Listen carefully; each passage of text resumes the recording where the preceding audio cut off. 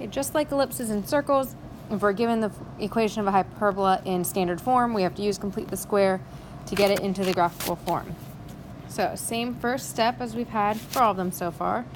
We need to group our x's, group our y's together, and then like ellipses, factor out any coefficients to squared terms. So in this one, our x squareds are fine. So I'll go ahead and group those together. And then our y squareds, notice the y squared has a coefficient of -4. Remember, with hyperbolas, there's a minus in between, so this negative is always going to come into play, or we have to factor a -4 out. So then we're left with y squared. -16 divided by -4 turns into a plus 4y, and then plus our blank. So you have to be careful with hyperbolas. You're going to be factoring out a negative whenever you complete the square, which changes the sign of that middle y term. And then just like all the others, we'll add 11 to the other side. So equals 11, and then whatever we add to the left side, we will have to add to the right side. And with that -4 factored out, just like before, we'll have to multiply whatever we put in the blank by -4. So same process as all along. Divide by 2. -2 divided by 2 is -1. Squared is a plus 1. Divide 4 by 2. Gives us 2. Squared is 4. So then on the right side, we also have to add 1.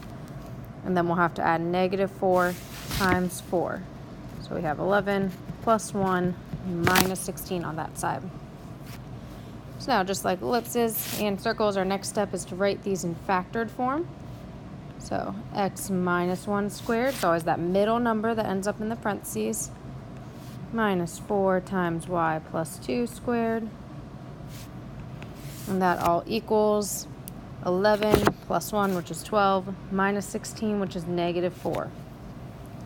And it's okay if it equals a negative. It's just going to switch the order when we divide it all out.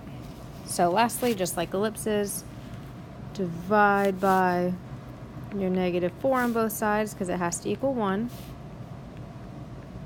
And then any coefficients, that 4 will flip down to the bottom. So we have x minus 1 squared over -4 minus y plus 2 squared over -1 equals 1. Now this one's funky because we have those negatives in the bottom.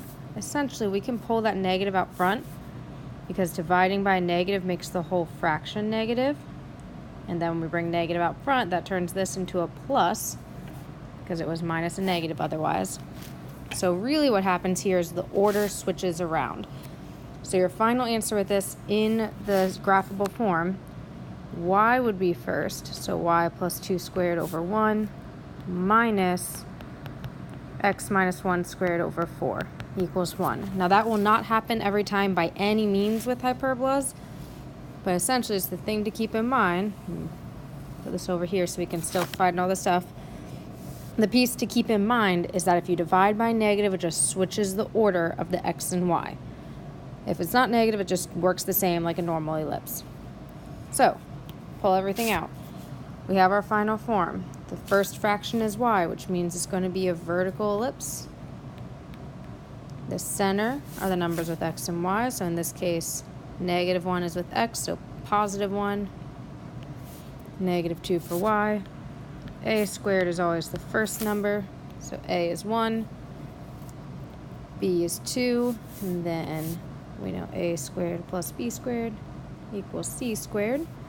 So 1 plus 4 equals c squared, which means c is going to be the square root of 5. And lastly, our asymptote slopes. Remember, it's the number under y. So 1, square root of that is still 1, over the number under x, square root of that is 2. So your asymptote slopes are plus or minus 1/2. From there, you have all the information you need to be able to graph it.